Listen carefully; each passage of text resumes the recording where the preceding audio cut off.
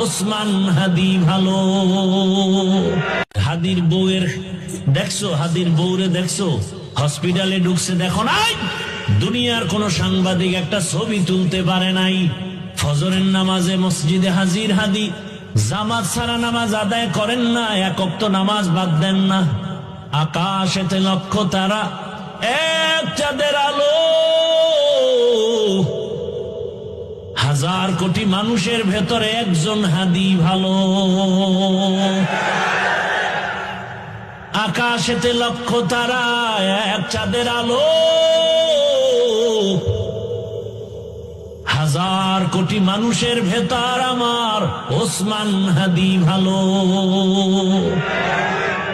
আমার কলিজার ভাই ওসমান হাদি কপাল খোলার বয়ান দিয়ে গেছে,